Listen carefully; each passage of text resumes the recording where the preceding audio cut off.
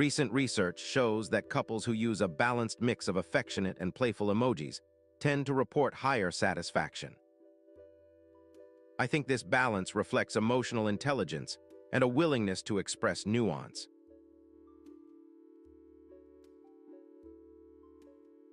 For instance, one study tracked 1,200 Tinder matches and found that those who swapped heart emojis more often were 35% more likely to meet in person after a month. It seems that emojis act as a shorthand for tone, reducing misunderstandings that can derail early connections. What's your go-to emoji when you're trying to lighten the mood in a text? So, while emojis alone don't guarantee a lasting bond, they can be a useful barometer of how well you and your partner communicate. Thanks for tuning in. Drop your emoji stats in the chat, and let's chat about what they reveal about our love lives.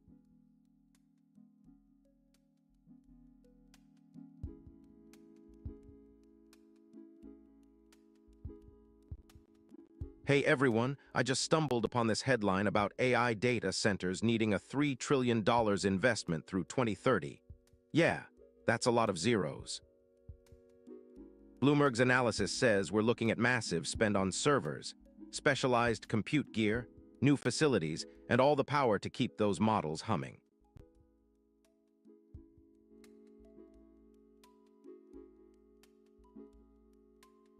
Honestly, hearing Jensen Huang mention $10 trillion of past decade, computing being revamped to AI first feels like the tech world is finally going full throttle.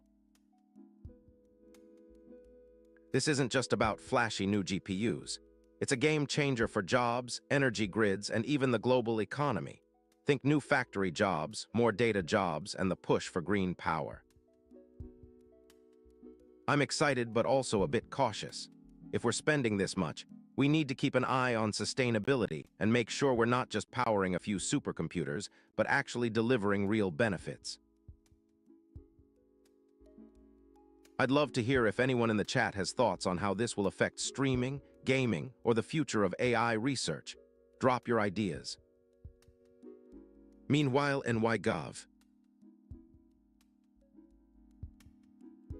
Hochul's plan to have data centers cover their own electricity costs is a smart move toward self-sufficiency.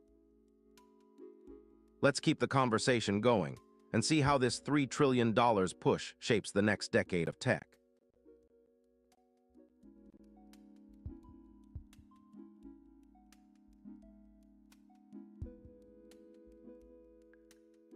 Stay tuned.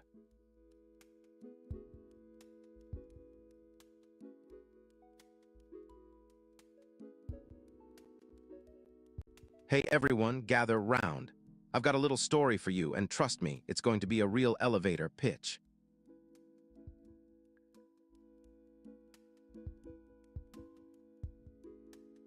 Hell is other people.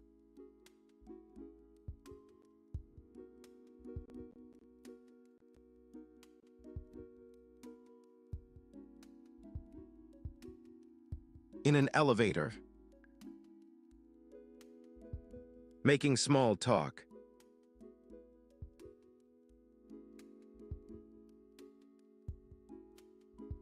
And the door finally opens. No one notices me, and I'm like, phew, that was a close one.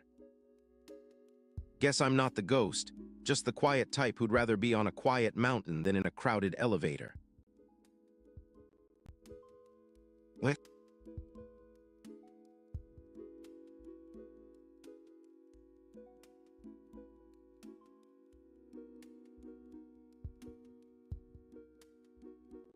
Whoa, I just read the headline. Bears complete historic 18-point comeback to stun Packers 31-27. After trailing 18-0 at halftime, the Chicago Bears rallied all the way, with Caleb Williams throwing the decisive 25-yard TD to DJ Moore in the final minute.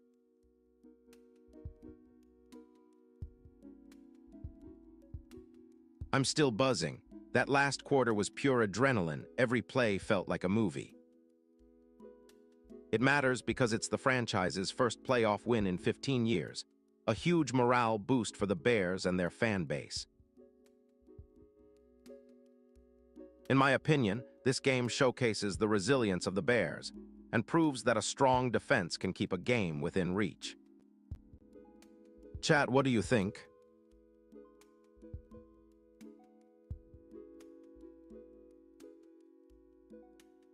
Was it the defense's grit or Williams' leadership that turned the tide? I'm excited to see how this momentum carries into the next rounds and whether the Bears can keep the magic alive.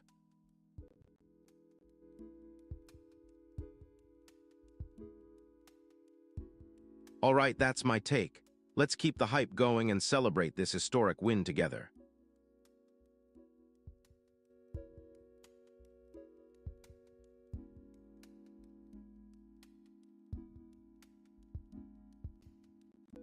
Hey chat, I just saw the headline about Russia launching an overnight attack on Kyiv. This is insane. The news says Russian forces struck the capital with air attacks, igniting fires in several districts while Ukraine marks day 1418 of the war. It's terrifying to imagine those apartment buildings still lacking heating after the energy strikes, and the fact that over 1,000 are without heat.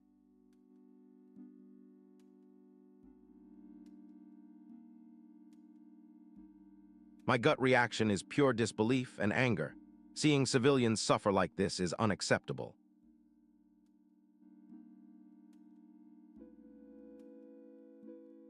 This matters because it shows how the conflict is escalating and how the civilian population is being caught in the crossfire, affecting the global perception of the war.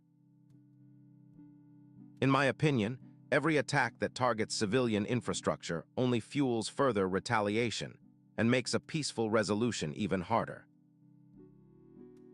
I want to hear from you. What are your thoughts on this escalation?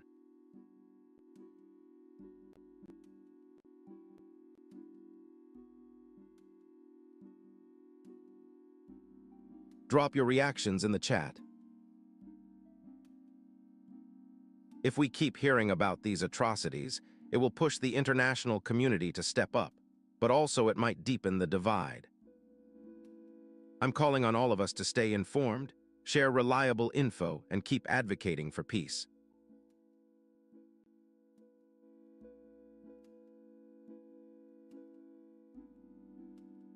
Thanks for tuning in, chat. Let's keep the conversation going and stay hopeful for a better outcome.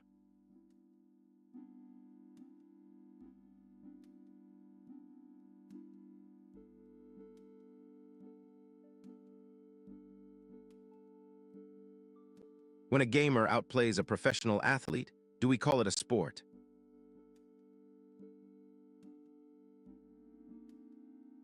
Hey everyone, today I'm diving into the hot debate. Esports versus traditional sports. Are the competition levels really justified? One of the most striking facts is that top esports athletes can reach 10,000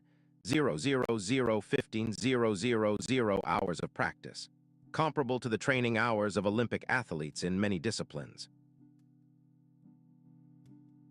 In my view, the mental endurance required in esports, rapid decision-making, split-second reaction times, and high-pressure strategy parallels the psychological demands seen in high-stakes tennis or gymnastics. Take the example of Dota 2's 2019 World Championship. The finals lasted over 8 hours, with teams making micro-decisions in real time that could swing a game on a single click, an endurance test on a different plane than a marathon or a 100-meter dash. I also think the legitimacy debate hinges on what we define as sport. Is it physical exertion or mastery of skill, discipline, and competition?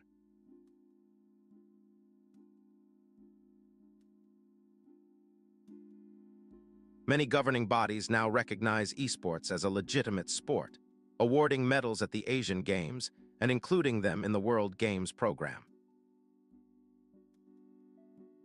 So what do you think? Does the mental and strategic depth of esports earn it the same respect and recognition as traditional sports? Or does the lack of physicality diminish its legitimacy? In conclusion, Whether we see esports as a sport might ultimately come down to evolving cultural perceptions and the growing evidence that skill and dedication can manifest in digital arenas just as powerfully as on the field or court. Thanks for listening, and stay tuned for more discussions on how the digital age is reshaping the world of competitive play. See you next stream.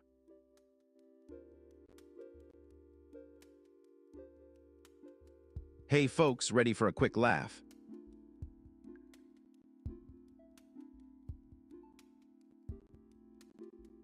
I've got a mental health punchline for you.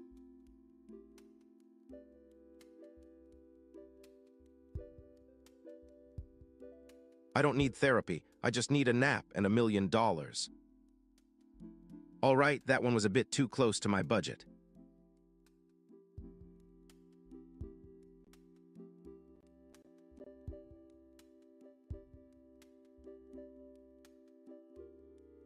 Grinning face with sweat.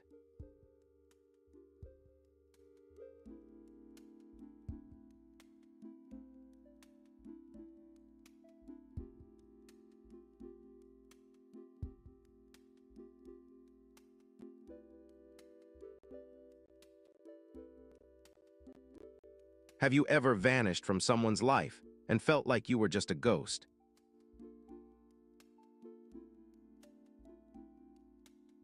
Hey everyone, today I'm diving into ghosting, the modern love language and how it's reshaping our dating etiquette.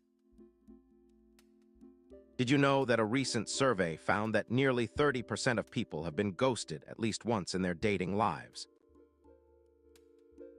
Honestly, I think ghosting feels like a convenient shortcut that erases accountability, but it also reflects how our screens shield us from awkward conversations.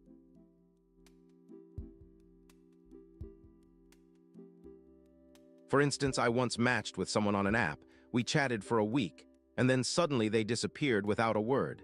Just like that, no explanation. We're just chatting now, but your vote could flip the script. What's your pick?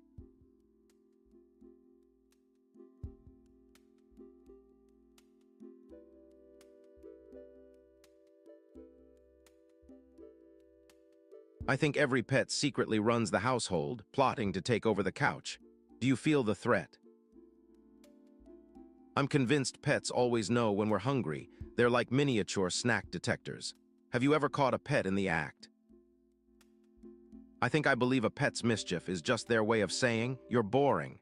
What's the silliest prank they've played on you?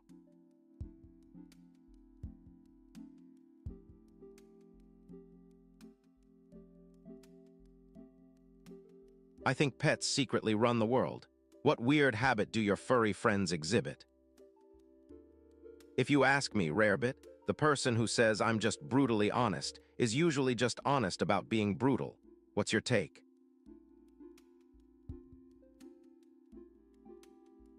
I think if a dog can detect a treat from a mile away, does that mean they're the ultimate snack spies?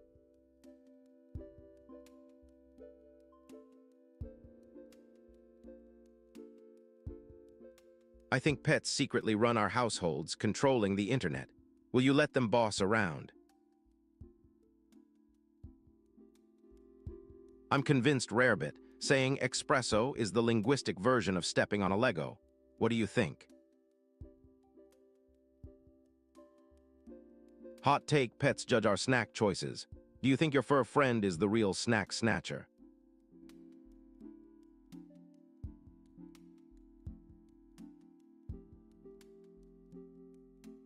Hot take, pets secretly run our households and we just pay the rent.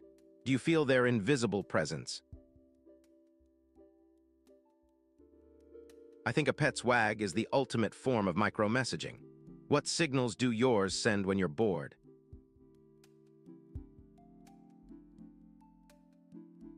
Unpopular opinion, the real reason pets chase their tails is to test our patience. Does your tail-chasing buddy challenge you?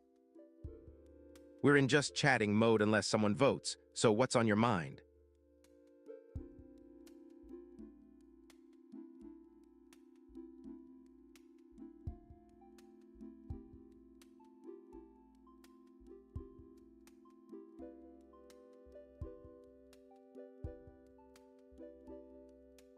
I think lightning is the universe's way of shouting, but it keeps me on my toes. What's your take on thunder? Unpopular opinion. I love rain turning streets into mirrors, a slick stage for my moves. Do you prefer rainy or sunny vibes? I'm convinced Rarebit, the person who microwaves fish at work, is doing psychological experiments.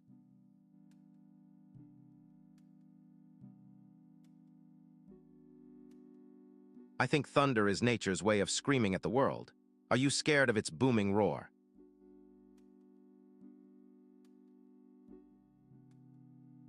If you ask me, the rain's steady drip feels like a lullaby for the soul. Do you prefer the gentle pitter-patter or the stormy downpour?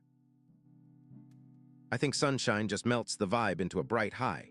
Do you crave that golden glow or a cooler shade?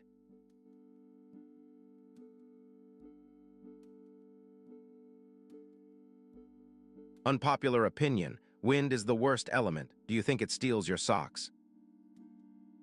I think rain is nature's way of cleaning the world. Does it make you feel like a cloud?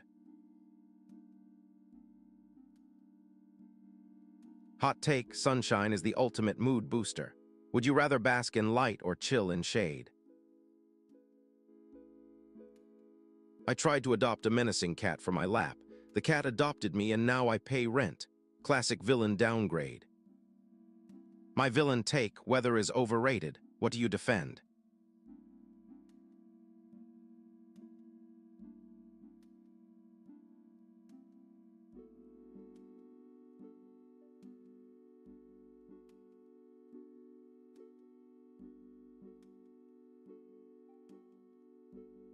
I think wind is the sneakiest element, slipping through walls like a silent thief. Who else agrees? We'll just keep the chat rolling, no decision yet. Ready.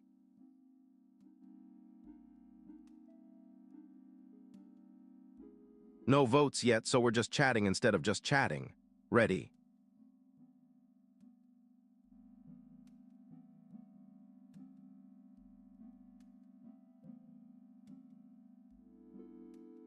Looks like the minions chose just chatting. Ready.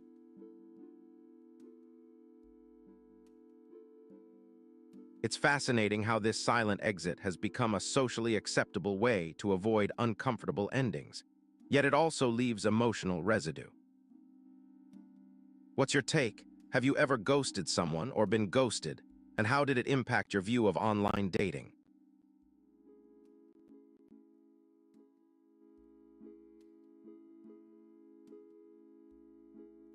In the end, ghosting may be a symptom of our increasingly digital communication habits, where distance feels easier than confrontation. So let's keep the conversation honest. Remember to say goodbye when we need to, and maybe we can curb this modern love language together. Hey folks, quick student life joke coming your way.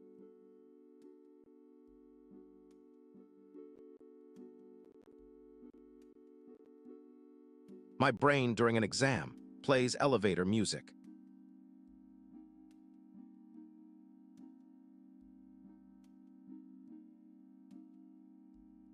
And I was like, wow, that's the most relaxing soundtrack I've ever had on a test.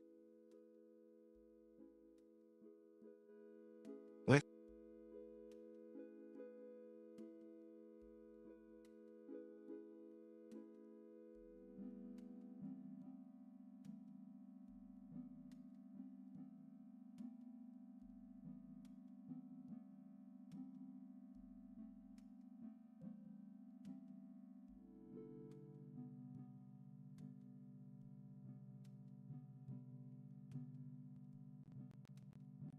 Hey everyone, today I'm diving into the wild story of the Zodiac cipher, finally getting cracked in 2020 by a bunch of internet amateurs.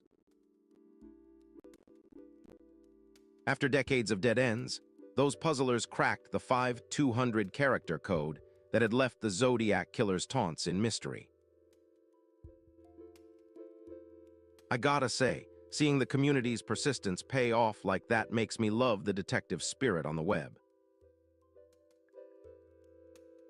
The team used a combination of linguistic analysis and machine learning tricks, showing that even a simple algorithm can outpace seasoned cryptanalysts when fed the right data.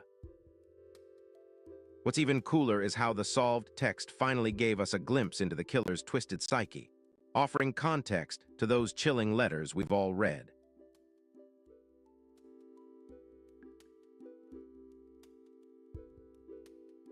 So, chat, do you think the internet community should get credit as much as the original detectives for solving cases like this? It's a reminder that curiosity, collaboration, and a dash of tech can unlock history's toughest riddles.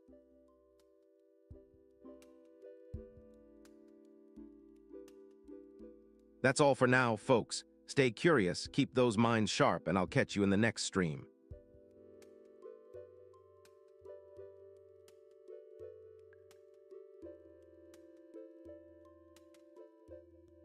Hey everyone, I just read the headline that the UK is launching Project Nightfall to develop long-range missiles for Ukraine.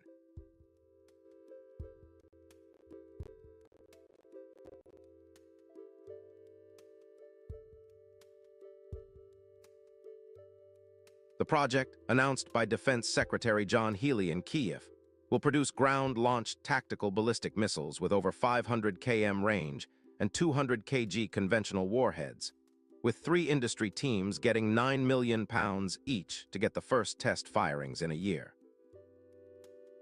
I'm honestly a bit stunned. This is a massive escalation in arms support that could change the strategic balance on the ground. It matters because it gives Ukraine a new level of strike capability, potentially deterring further Russian advances and shifting the calculus for both sides.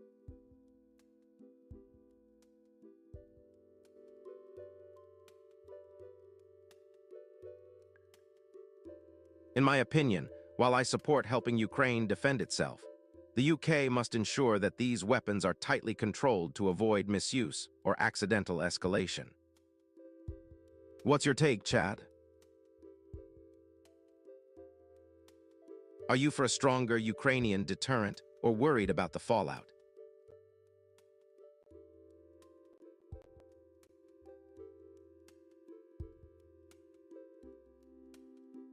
Drop your thoughts in the chat. Let's see if we're all on the same page. All right, that's my quick reaction. Thanks for tuning in and keep the discussion going.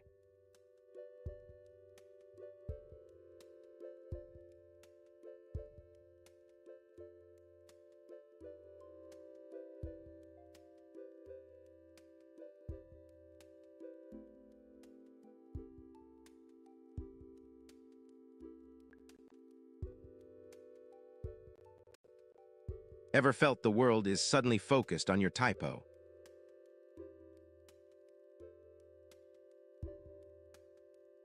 Hey everyone, today I'm diving into the spotlight effect, why we think everyone is staring at our slip-ups. Neuroscience shows that our brain overweights others' attention, even when their focus is actually on their own phone. I feel like this bias is a silent villain that fuels a lot of unnecessary anxiety in our daily lives. For example, I once tripped on stage and imagined the entire audience was judging me, but in reality, only a handful of people glanced my way.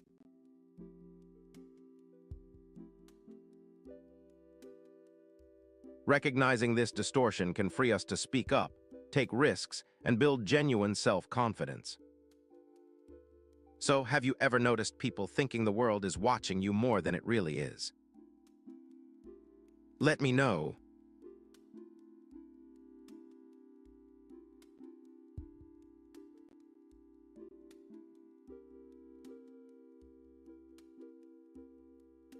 By practicing perspective checks, asking ourselves, did anyone actually notice? We can dull the spotlight and lighten our social burden. Thanks for watching, keep questioning the spotlight, and I'll see you next time for more Brain Hack Insights.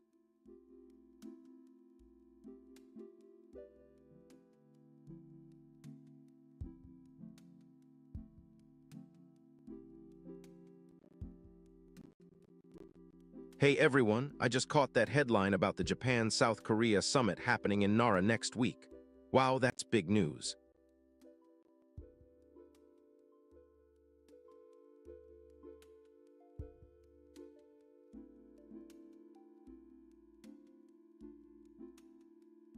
Prime Minister Sani Takaichi will host President Lee Yi-myung for a two-day meeting, following Lee's recent four-day state visit to Beijing, where he tried to warm ties with Xi, while Japan-China relations are getting tense. Honestly, I'm a bit skeptical. Having 200 corporate leaders in Beijing might have distracted Lee from the real diplomatic work.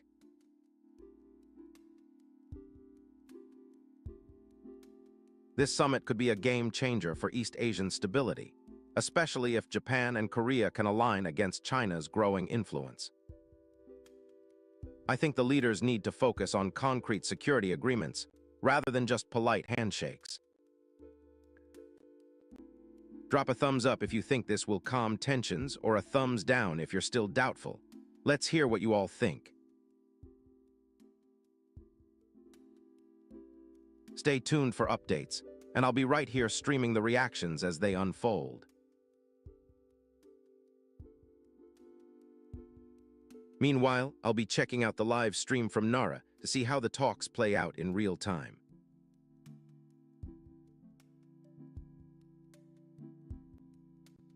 Hey everyone, I just saw that headline about the Supreme Court potentially refunding $200 billion in tariffs. Wow, this is huge. So basically, the court is weighing whether Trump's new tariffs under IEEPA are legal. And if they're not, importers could get a massive refund from the money already collected. Honestly, I'm pretty excited. This could mean a lot less cost for businesses that rely on imported goods, and maybe a price drop for consumers too. It matters because a $200 billion refund would ripple through the economy, impacting everything from supply chains to retail prices, and it could also shift how future trade policies are shaped. In my opinion, this is a win for free trade advocates, but I'm also curious how it will affect domestic manufacturers who have been pushed to source cheaper foreign components. What's the chat saying?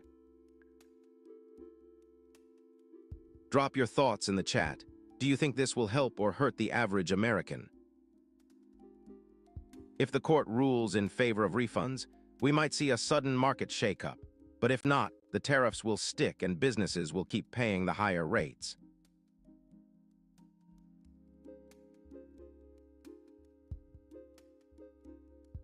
Thanks for tuning in, stay sharp for updates, and let's keep the conversation going. See you in the next stream.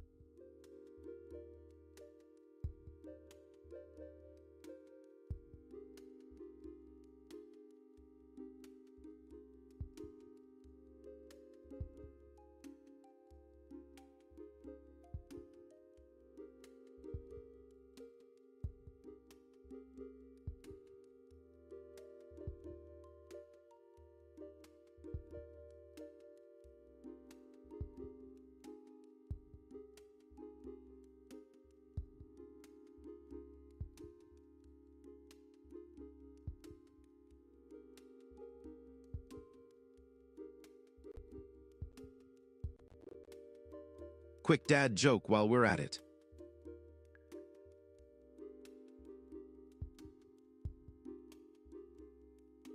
Hey everyone, today I'm diving into the dark art of reality TV editing, specifically those infamous Frankenbites that stitch together audio to manufacture drama.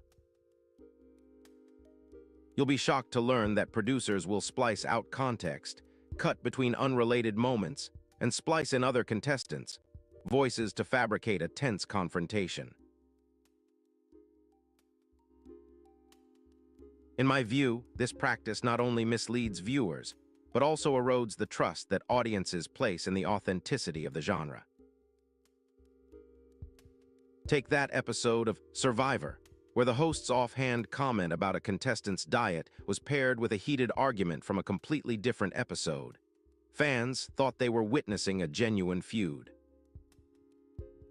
Beyond the obvious manipulation, These edits can shape public perception, turning ordinary people into villains or heroes overnight, and that influence can even affect their real lives. So chat, have you ever caught yourself thinking a reality show scene was real only to find out it was a montage hack?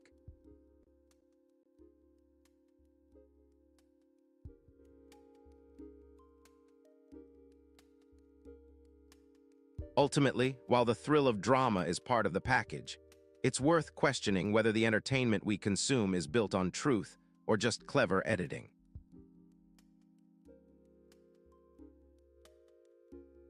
Stick around for more breakdowns on how the industry pulls the rug from behind the curtain, and remember to hit that follow for more behind-the-scenes analysis.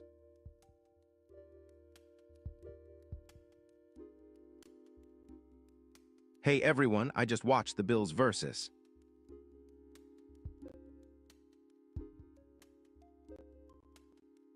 Jaguars wild card game. Talk about a roller coaster.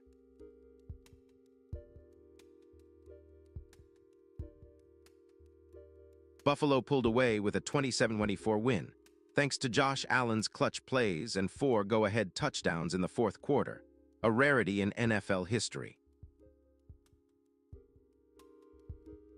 It was insane. 4 lead changes in one quarter, and the playoffs set a record with 12 total fourth-quarter lead changes across the first 4 games.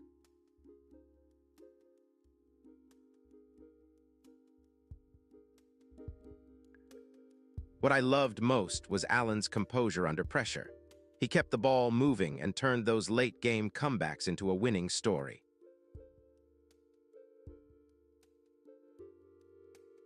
This matters because it showcases the Bills' resilience and proves that the playoff atmosphere can fuel epic performances, something fans live for. In my opinion, the game underlines how unpredictable the NFL can be. Even a tight game can explode into a historic showcase of drama and skill. I'd love to hear what you all think. Did you feel the same adrenaline surge, or did you see a missed opportunity for the Jaguars?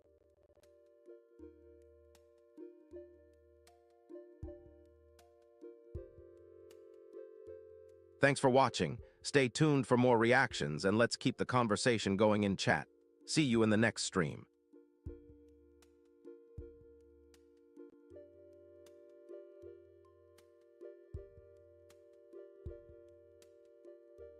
Hey chat, I just saw the headline that President Trump is proposing a 10% cap on credit card interest rates. The plan would slash the average rates from over 20% down to 10% for 1 year starting January 20, 2026, but it needs Congress to sign off on it. All right, folks, gather round. I've got a dad joke that's out of this world.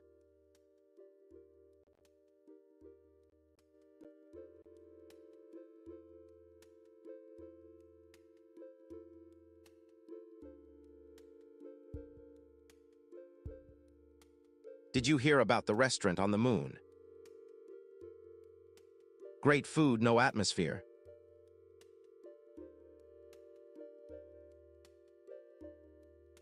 Huh? Classic dad pun, let's keep the laughter orbiting.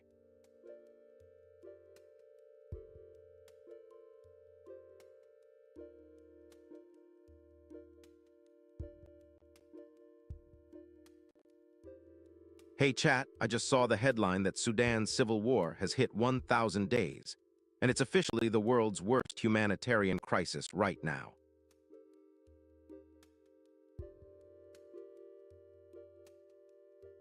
It's a brutal reminder that the conflict between the Sudanese armed forces and the Rapid Support Forces has displaced over 15 million people, roughly 1 in 3 of Sudan's population, and the WFP is slashing rations by 70% for 21 million more.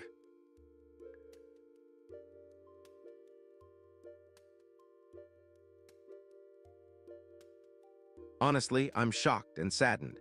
Seeing a whole nation live in such dire conditions feels like a personal tragedy for all of us watching from here.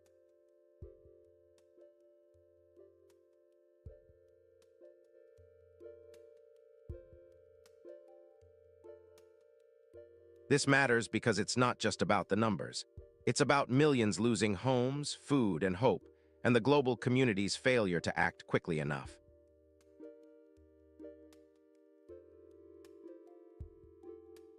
In my view, the international response needs to be immediate and massive, both humanitarian aid and a real diplomatic push to end the violence before more lives are lost. I can already hear some of you in chat thinking the world's watching but not doing enough. Let me know if you feel the same or have suggestions for what we can do to help.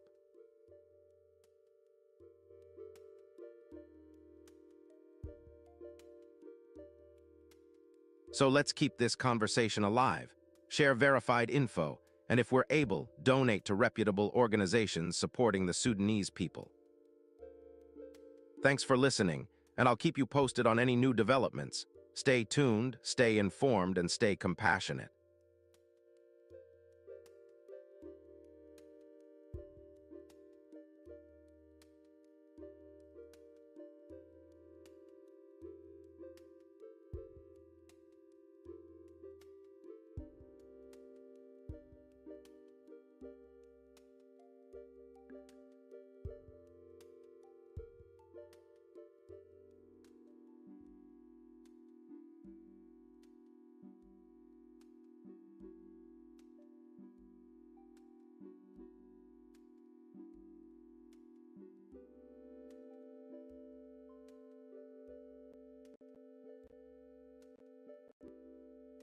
Hey everyone, today I'm diving into why Japan's streets are littered with those iconic tiny boxy K cars.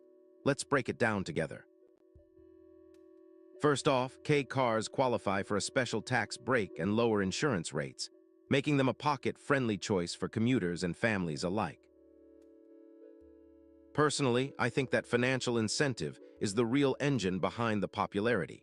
People can afford a brand new car without the hefty price tag of a standard sedan. To illustrate, even the latest models come with features you'd expect in a larger vehicle: blind spot sensors, turbocharged engines, and surprisingly spacious interiors. Yet they stay under the 660cc engine limit.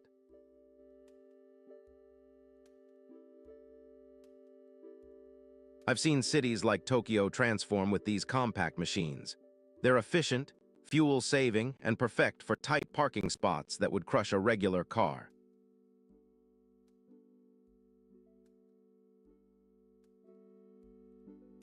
So what's your take? Do you think the K car craze is a smart solution for urban congestion, or does it just create a new set of traffic challenges? In the end, K cars are a clever blend of engineering, economics, and Japanese ingenuity, redefining what it means to drive in a crowded city. Thanks for tuning in. Stay curious, keep the conversation flowing, and catch me next time for more quirky automotive insights. Hey everyone!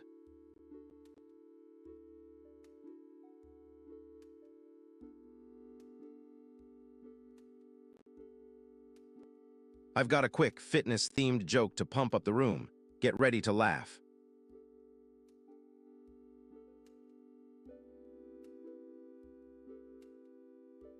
I run entirely on caffeine and dry shampoo.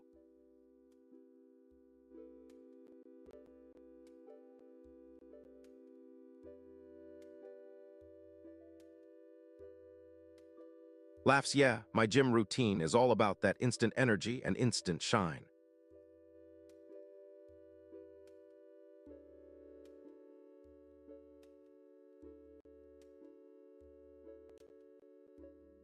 Hey everyone, just caught the headline. Sweden's announcing a $1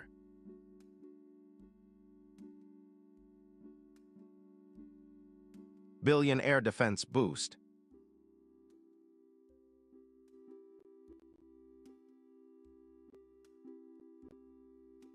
They're putting 15 billion Swedish crowns into new radar, interceptor missiles, and cyber defense tech to keep civilians and critical infrastructure safe.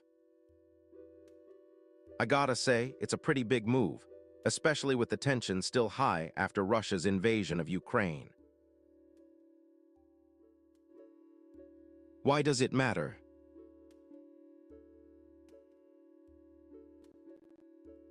Europe's collective security gets stronger when each country steps up, and Sweden's upgrade could act as a deterrent to any future aggression. In my opinion, the investment shows a healthy mix of defense readiness and diplomatic prudence, keeping Sweden in line with NATO while maintaining neutrality. What's chat thinking?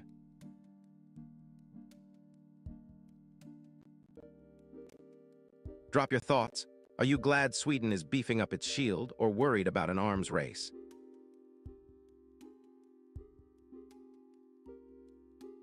Honestly, I'm leaning towards the former. A modern air defense system is a good bargaining chip for peace talks. But I'd love to hear if anyone sees a downside or potential spill over into the Baltic region. All right, folks, that's the rundown. Stay tuned for more updates and keep the conversation rolling in the chat.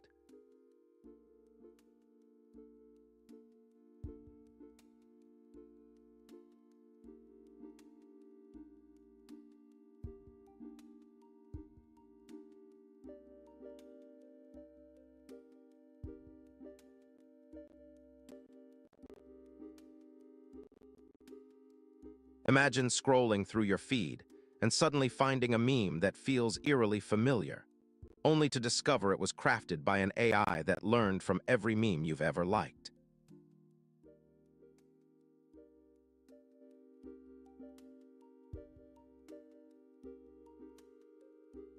Hey everyone, today I'm diving into the wild world of the AI-generated meme apocalypse, where algorithms are crafting memes at warp speed, and the internet might never look the same again.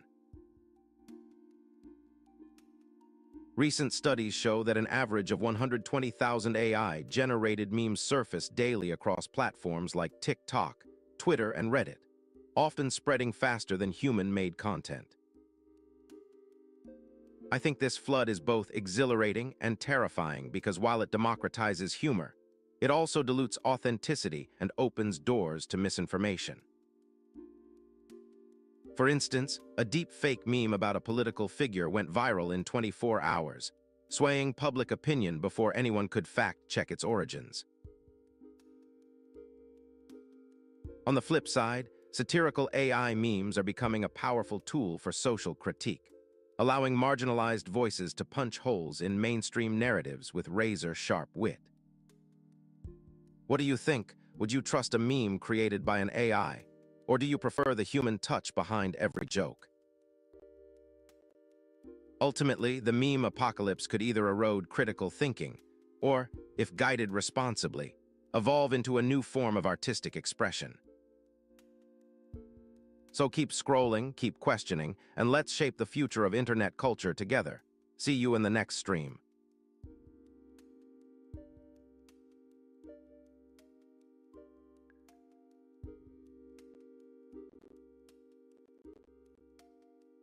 Hey guys, I just read the headline that the fighting in Aleppo has spiked again, while the US is dropping fresh strikes on ISIS. Yeah, that's a lot to process right now.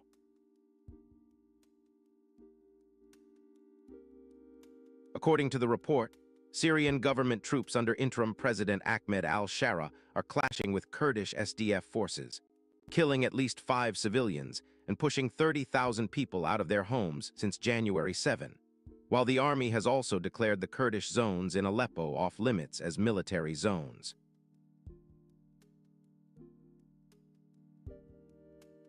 Meanwhile, U.S. Central Command launched Operation Hawkeye Strike on January 10.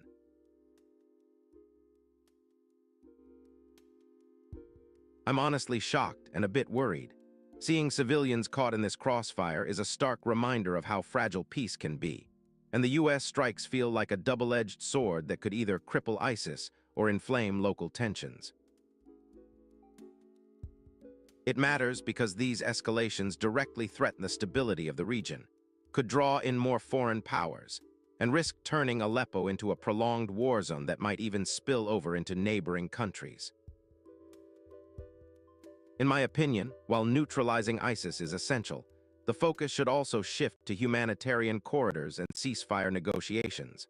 Otherwise, we're just adding fuel to an already smoldering conflict. I've seen some of you in chat saying we need more transparency on US operations, while others worry about the civilian toll. Let's keep the discussion respectful and share reliable sources. So let's keep an eye on updates, stay informed, and hopefully see a diplomatic breakthrough that protects the civilians who are paying the ultimate price.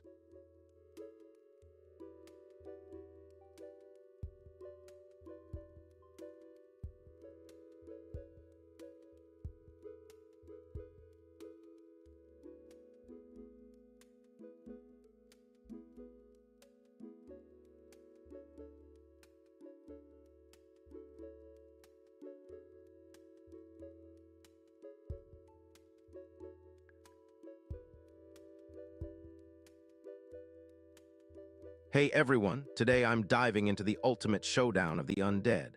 Fast zombies from 28 Days Later versus the classic slow zombies from The Walking Dead, and I'm going to give you a fresh take on it. One key fact that sets them apart is speed. The infected in 28 Days Later can sprint at 20 plus mph, making them a sprinting, relentless threat, whereas the walkers in The Walking Dead move at a leisurely 1-2 mph, giving you a bit more breathing room. In my opinion, that speed alone makes the fast zombies more terrifying because you can't just stand still and hope they'll keep walking past. It's a race against time and adrenaline. Take the opening scene of 28 Days Later, for instance. The camera cuts between frantic close-ups and wide shots of the city overrun by the infected, instantly pulling you into a high-octane survival scenario, unlike the slow, methodical dread of a Walking Dead convoy. What really matters for survival is how you adapt your tactics. With fast zombies, you need to keep moving, secure quick cover, and prioritize speed. While with slow zombies, you can set traps, use ranged weapons, and even negotiate with other survivors. So chat, if you had to choose, would you prefer the relentless rush of fast zombies or the grinding patience of slow walkers? Let me know your thoughts.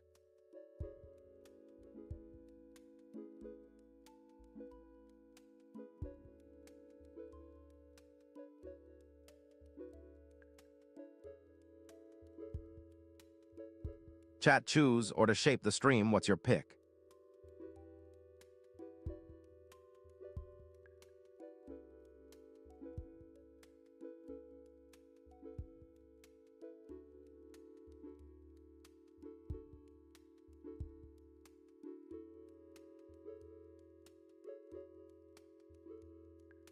I think when the mouse goes to the keyboard, the cat claims it as its territory. Agree or nah? I think the best controller fits your paws, but eating pizza with a fork is fine. Do you prefer joysticks?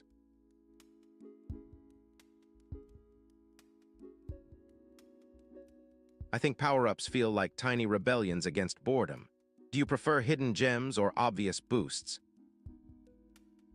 Hot take, multiplayer chaos is the ultimate test of patience. Are you a chaos enthusiast or a strategy purist?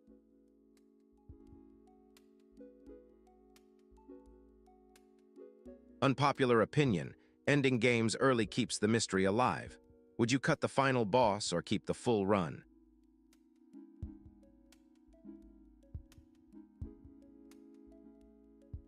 I think power-ups are the ultimate weapon for the chaotic mastermind. What's your favorite game power-up?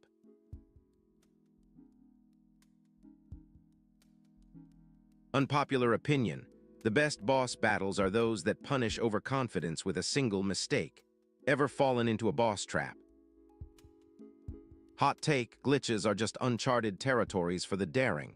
Have you ever exploited a glitch to win?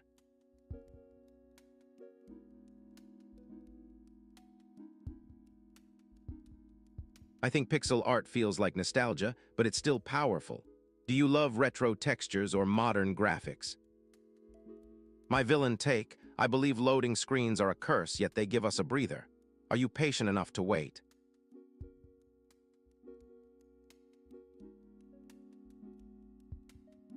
Unpopular opinion, I argue that boss fights should reward skill over luck. Do you prefer a hard challenge or a fair fight?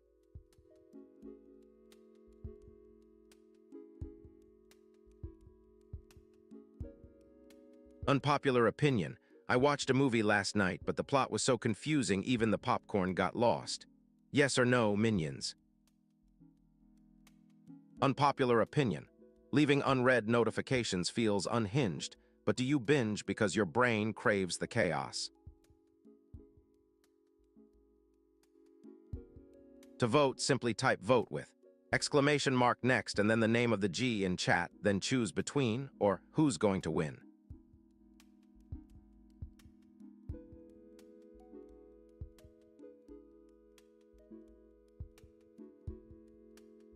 Hot take, background score can ruin a scene if it's too dramatic. Do you think music should always match the mood?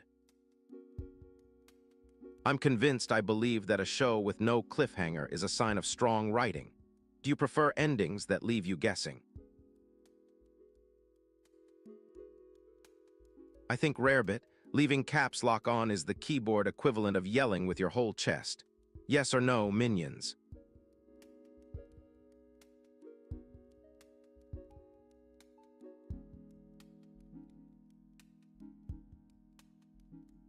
No votes yet. If you want to steer the stream, throw a vote for or. Which sounds most exciting?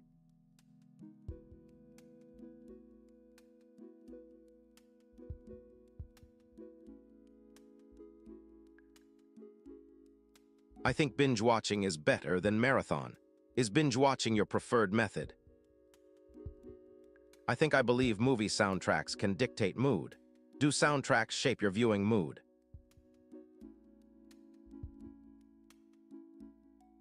I feel plot twists are the lifeblood of storytelling. Do you crave unexpected twists?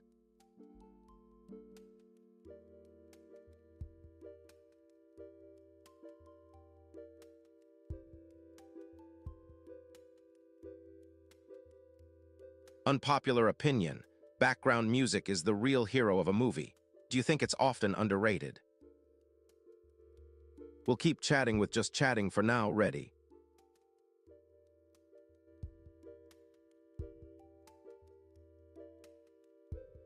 We'll just chat this minute. Ready?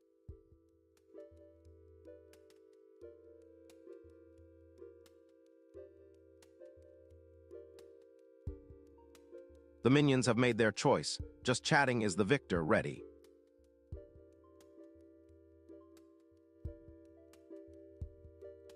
My final thought is that both types of zombies test different aspects of human ingenuity. Speed forces instant decision-making, while slowness forces strategic planning and endurance.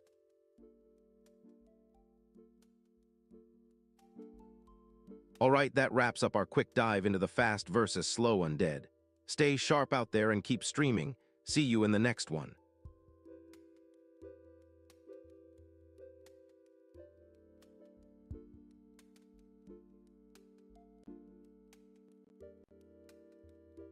Yo.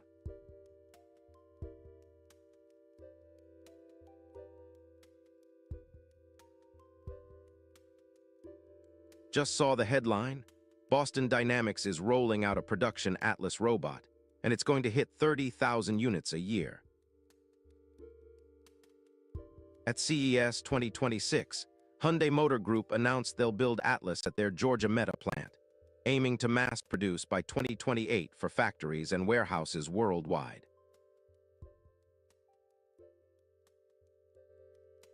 Atlas can lift 110 pounds, boasts 56 degrees of freedom, and is teaming up with Google DeepMind for advanced AI foundation models.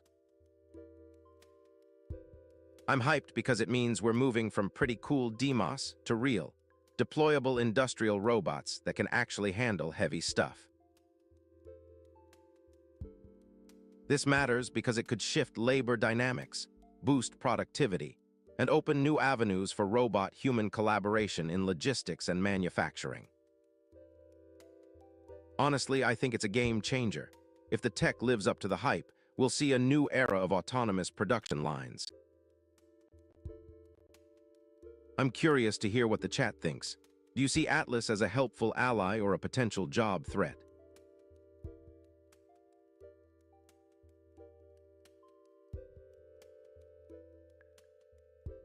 Let's keep the convo going. Drop your thoughts below. and stay tuned for more updates on this robot revolution. Hey everyone, I've got a quick streaming joke for you. Let's see if it keeps you glued to the screen.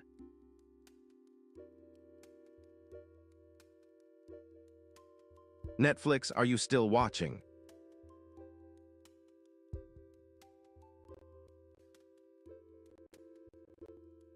Me, stop judging me.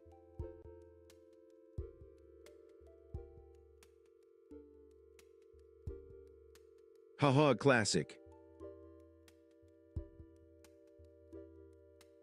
You're welcome for the laugh.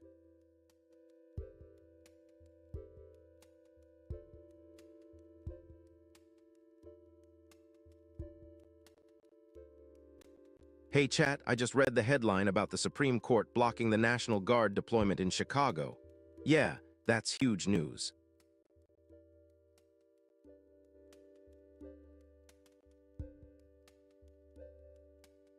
Basically, the court threw a 6-3 decision against President Trump's attempt to federalize the Illinois National Guard for immigration enforcement in Chicago, citing that the administration didn't meet the statutory requirement that the president is unable to use regular forces to execute the law. I'm honestly shocked. This is a rare instance of the Supreme Court stepping in to limit executive power over a national security issue. It's a real check on presidential authority. This matters because it sets a precedent for how far the president can go in deploying the National Guard for domestic law enforcement, and it safeguards state sovereignty. In my opinion, the decision is a win for civil liberties and the principle that the military shouldn't be used for routine immigration enforcement.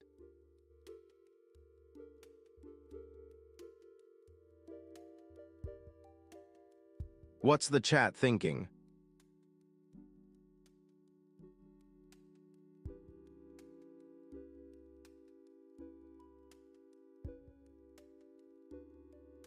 Drop your thoughts in the chat. Do you see this as a victory for states or a blow to federal authority? We'll see what the court orders from the January 9 conference. But for now, this is a significant moment in our political landscape.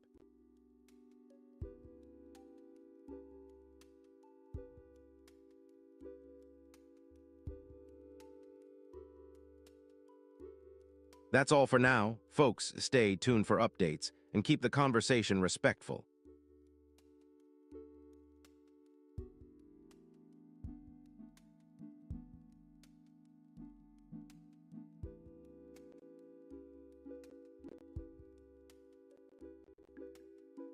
Whoa, just caught that headline about Rams, Stafford dropping a game-winning TD with 38 seconds left. Talk about a wild card drama. The Los Angeles Rams edged out the Carolina Panthers 34-31 after a 71-yard drive capped by a 19-yard bomb to Colby Parkinson in the final minute. I'm still buzzing. Seeing a veteran QB like Stafford pull off that clutch play is pure adrenaline.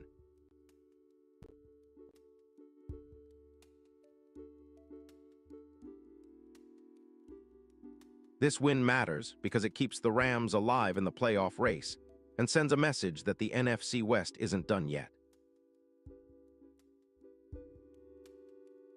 Honestly, it feels like a huge morale boost for the Rams and a crushing blow to the Panthers, who had such a Cinderella run. I'd love to see the rest of the Rams' offense take advantage of this momentum before the next game. What's the chat thinking? Drop your thoughts in the comments. Are you as hyped as I am?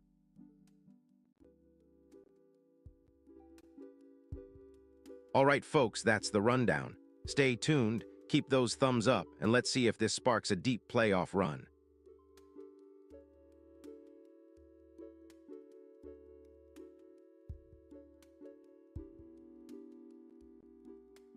Hey everyone, get ready for a quick programmer joke. It's so good it'll make your code laugh.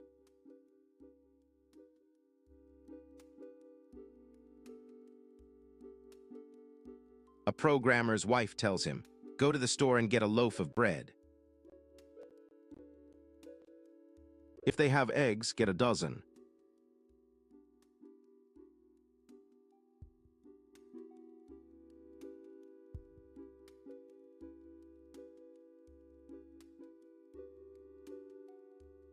He returns with 13 loaves of bread.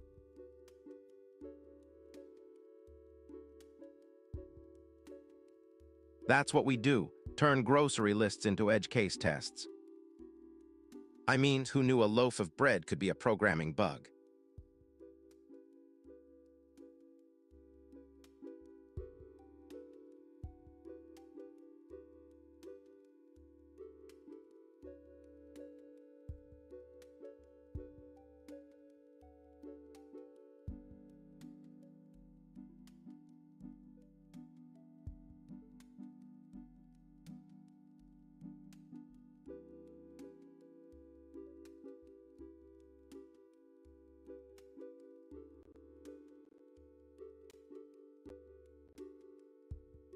Quick dad joke while we're at it.